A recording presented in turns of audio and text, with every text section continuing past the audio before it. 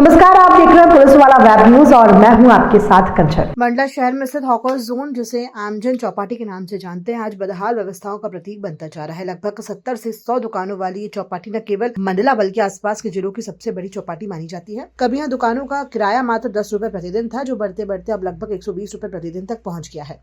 लेकिन सुविधाएं लगातार कम होती चली गयी। शुरुआती दौर में चौपाटी में महिला, पुरुष और बच्चों के लिए अलग अलग यूरिनल और प्रसाधन की व्यवस्था थी, जिससे रोजाना आने वाले सैकड़ों लोगों को राहत मिलती थी। वर्तमान स्थिति यह है कि चौपाटी में शौचालय या यूरिनल की कोई सुविधा नहीं है।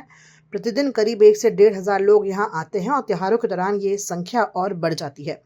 मजबूरी में लोगों को इधर उधर जाना पड़ता है। सूत्रों के अनुसार पहले बने प्रसाधन गृह को हटाने के बाद कोई वैकल्पिक व्यवस्था नहीं की गई। वहीं दुकानदारों का कहना है कि पीछे की ओर अतिक्रमण बढ़ने से नालियां सक्रिय हो गई हैं और नियमित सफाई नहीं होती, जबकि उनसे प्रतिदिन शुल्क वसूला जाता है। चौपाटी के अंदर बेतरतीब खड़े वाहन रास्ता रोक देते हैं, जिससे आपात स्थिति में दमकल या एम्बुलेंस का पहुंचना मुश्किल हो सकता है। स्वच्छता और खाद्य सुरक्षा की स्थिति भी चिंताजनक है। खुलेआम घरेलू गैस सिलेंडरों का उपयोग, हाइजीन की अनदेखी और खाद्य विभाग की अनियमित जांच चौपाटी की गंभीर समस्या बन चुकी है।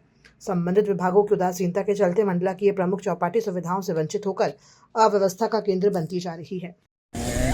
सन 2005-06 के आसपास यहाँ पे कलेक्टर सुभाष जैन जी थे। ये उनकी परिकल्पना थी कि मंडला में चाट की दुकानें प्राय नालियों किनारे लगी। उन्होंने कहा उनका एक स्वच्छ स्थान मिलना चाहिए। उस समय यहाँ पे झाड़ियाँ थी और धीरे धीरे लोग कब्जा करते जा रहे थे। इस परिकल्पना के तहत उन्होंने यहाँ पे चौपाटी का निर्माण करवाया था।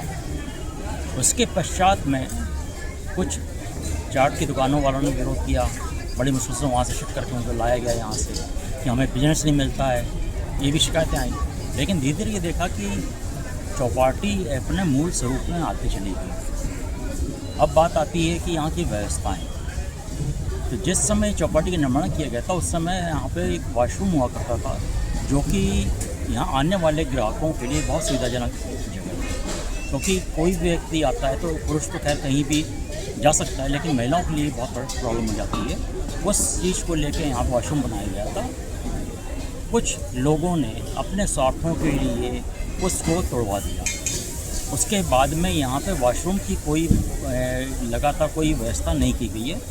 और ये यहाँ के दुकानदारों और ग्राहक जो आते हैं, ये उनकी भी डिमांड है कि भाई इसकी व्यवस्था होनी चाहिए, क्योंकि पब्लिक प्लेस है।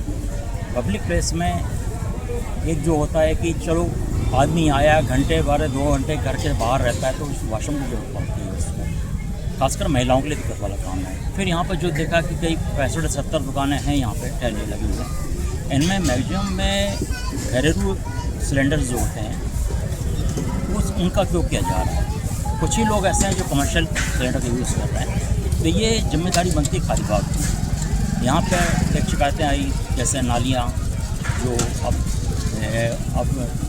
जो अनाज बचा हुआ निकलता है इनका, उसको बहाने के लिए नाली का प्रॉपर सफाई और व्यवस्था नहीं है। उसकी वजह से एक बदबू, एक स्मेल यहाँ पे हमेशा बनी रहती है। इसको दूर करना चाहिए। खाद्य विभाग हमेशा दिवाली के समय ही सक्रिय होता है नकली खोआ, मिठाइयाँ पकड़ने के लिए। तो बाकी 364 दिनों सिलेंडर पकड़ने के लिए वो छोटे छोटे चाय दुकानों में यहाँ छापे मारते हैं। यहाँ पे जहाँ एक शहर के बीचों बीच चौपाटी बनी है, तो यहाँ पे इन्होंने कभी छापा मारा, कभी की। ये सब ऐसे बहुत सारे प्रश्न हैं जिस पे बहुत से लोग सवाल पूछेंगे और विभाग को इसको करने में यूनियन की व्यवस्था किया जाना है। अभी चर्चा भी हुई थी बैठक में, तो वहाँ पे यूनियन की व्यवस्था करा लेंगे। वहाँ पर सफाई करा के और यूनियन की व्यवस्था करा देंगे। मखीजा मेरे को धंधा करते हुए कम से कम 35 साल हो रहे हैं भैया। चौपाटी जब से बनी मैं तब से ही मतलब अंदर हूँ। पहले क्या व्यवस्थाएं जब अच्छी थी, मतलब उस टाइम बाथरूम वगैरह सब बने हुए थे। अब उसमें इन्वर्टर वगैरह, पानी टंकी सब लगी थी। अब यहाँ पर मतलब कुछ भी नहीं है। यहाँ तक सफाई के मामले में भी तो सफाई भी नहीं होती है। अभी तक देखोगे तो नलियाँ तक महक रही हैं। मैंने उनके लिए कई बार आवेदन भी दिया कि नली उतनी कि पानी यानी निकासी होना चाहिए, तो वो भी नहीं है। पीछे भी नलियों में कब्जा है, तो इधर बिल्कुल इतने ग्राहक आके हमें बोलते हैं कि स्मेल आ रही है, यानी हम खुद परेशान। दूसरी बात, पार्किंग की पहले ये व्यवस्था नहीं थी। अब जितनी दुकानें नहीं है, यानी जितने ग्राहक नहीं है, उससे ज़्यादा यहाँ पर पार्किंग की गाड़ियाँ खड़ी हो रही हैं। तो पार्किंग में भी दिक्कतें हो रही हैं। जितने भी दुकान वाले हैं पूरी गाड़ियाँ यहीं पर अंदर डाल रहे हैं। किराया मैंने किराया 240 रुपये देता हूँ रोज की। पहले पर्ची जब खोले रहे तो 15 रुपये के पर्ची कटती रही। अभी की पोजीशन में 240 रुपये हमारी दुकान का कट रहा है, यानी 2 दुकानों का तो रोज के साथ। पहले वाली व्यवस्था बहुत अच्छी थी, उसमें कोई परेशानी तकलीफ नहीं थी। अब ज़्यादा है। अब मुझे 17-18 साल तो हो ही गए होंगे मेरे अंदाज से। चौहान जी ने मतलब ओपनिंग किया हुआ है।